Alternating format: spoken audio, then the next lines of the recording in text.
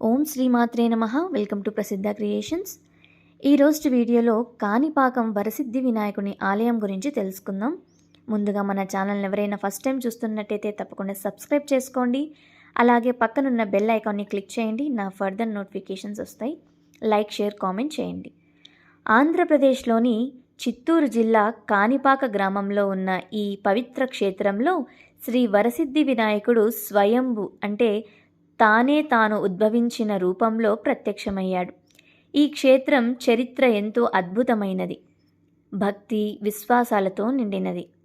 ఒకప్పుడు కాణిపాకం గ్రామంలో ముగ్గురు అన్నాదమ్ములు జీవించేవారు. వాళ్ళల్లో ఒకరు మూగవాడు, మరొకరు చెవిటివాడు, ఇంకొకరు కళ్ళు లేనివారు. వారు చిన్న భూమిని సాగు చేస్తూ ఉంటూ జీవనం సాగించేవారు. ఒకరోజు వారు తమ పొలానికి నీరు తెచ్చుకోవడానికి ఒక బావిని త్రవ్వడం ప్రారంభించారు. కొంత లోతుకు తవ్వగానే వారి కర్ర ఒక గట్టి వస్తువును తాకింది. ఆశ్చర్యంతో వారు మళ్ళీ త్రవ్వగా అకస్మాత్తుగా అక్కడి నుండి రక్తం ఉబికి వచ్చింది. రక్తం బావి నీటిలో కలవడంతో ఆ నీరు ఎర్రగా మారింది. అదే సమయంలో అద్భుతం జరిగింది. మూగవాడు మాట్లాడగలిగాడు, చెవిటివాడు వినగలిగాడు, అంధుడు చూడగలిగాడు.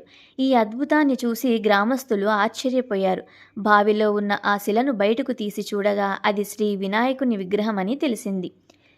ఈ సంఘటన జరిగిన తర్వాత గ్రామస్తులు బావిలోని నీటిని తీసి విగ్రహాన్ని బయటకు తీసేందుకు ప్రయత్నించారు. కానీ ఎంత నీరు తీసినా బావి నీరు తగ్గలేదు. కాణి అంటే భూమి, పాకం అంటే నీటిలో నిండిపోవడం. అందుకే ఆ గ్రామం పేరు కాణిపాకంగా మారింది. ఈ వినాయకుడు స్వయంగా బావిలోనే ఉద్భవించాడు. ఇప్పటికీ ఆ విగ్రహం నీటిలోనే ఉంది. విగ్రహం పరిమాణం కాలక్రమేణా పెరుగుతూనే ఉందని భక్తుల విశ్వాసం. వినాయకుని పొట్ట, మోకాళ్ళు స్పష్టంగా కనిపిస్తాయి.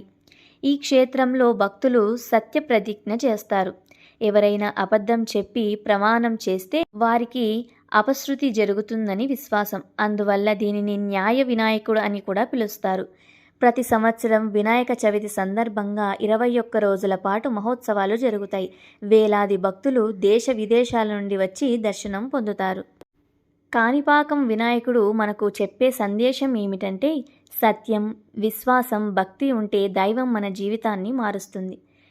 తెలుసుకున్నారు కదా కాణిపాక వరసిద్ధి వినాయకుని ఆలయం గురించి. మీకు నచ్చితే తప్పకుండా లైక్, షేర్, కామెంట్ చేయండి. సర్వేజన సుఖినో భవంతు. స్వస్తి.